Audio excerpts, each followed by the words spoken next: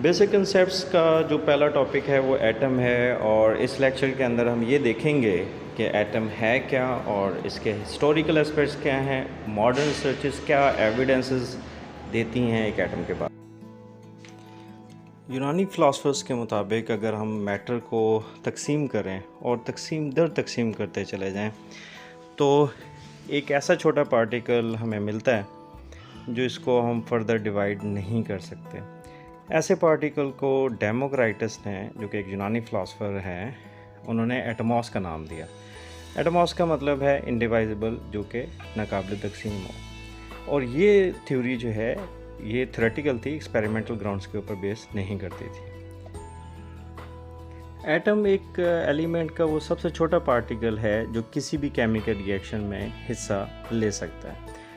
ये जो पार्टिकल है ये इंडिपेंडेंटली भी एग्जिस्ट करता है और बाज़ औक़ात कंपाउंड के फॉर्म में भी। डाल्टन्स एटॉमिक थ्योरी, डाल्टन ने ये रिकॉग्नाइज़ किया कि law of conservation of matter और लॉ ऑफ डेफिनेट प्रोपोर्शन को एटम की एग्जिस्टेंस की बुनियाद पर एक्सप्लेन किया जा सकता है। डाल्टन्स एटॉमिक थ्योरी का जो मेन पोस्टुलेट था वो ये था कि मैटर जो है वो मुख्तलिफ एलिमेंट्स के एटम से बना हुआ है और जो कि डिफरेंट है इन देयर प्रॉपर्टीज़, यानी जिसकी प्रॉपर्टीज़ जो हैं वो मुख्तलिफ हैं।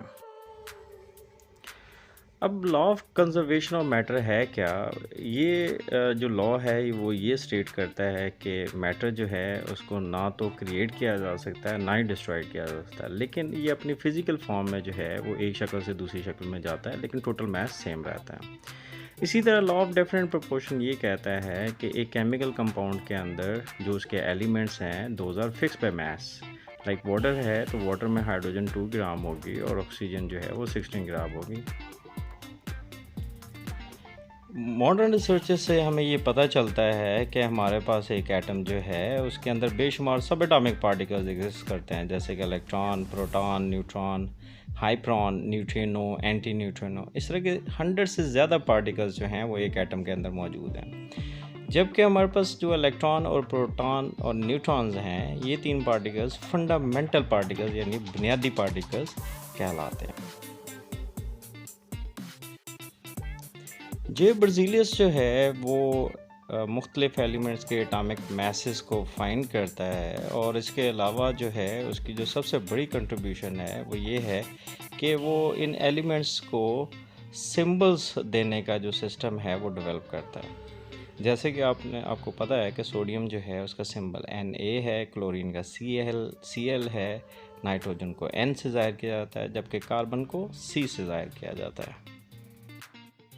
हमने ये पढ़ा हुआ है कि चीज़ों को मैग्नीफाई करने के लिए लाइट माइक्रोस्कोप यूज़ की जाती है, लेकिन यहाँ पर आप ये बात ज़हन में रखिए कि लाइट माइक्रोस्कोप जो है वो सिर्फ 500 नैनोमीटर तक के ऑब्जेक्ट को मैग्नीफाई कर सकती है या देख सकती है।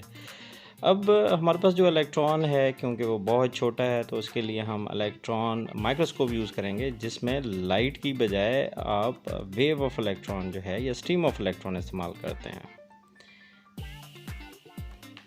एक्सरे वर्क हमें एटम के बारे में 2 तरह की इन्फॉर्मेशन देता है। एक तो हमें ये पता चलता है कि जो एक एटम है उसका एवरेज डायमीटर 0.2 नैनोमीटर तक होता है, जबकि एक एटम का मास 10⁻⁻27 से लेके 10⁻⁻25 kg है। आपने ये भी पढ़ा होगा कि हम रिलेटिव एटॉमिक मास यूज़ करते हैं, जिसका mass unit 1 atomic mass unit है, और that is equal to 1.661 × 10⁻⁻27 kg।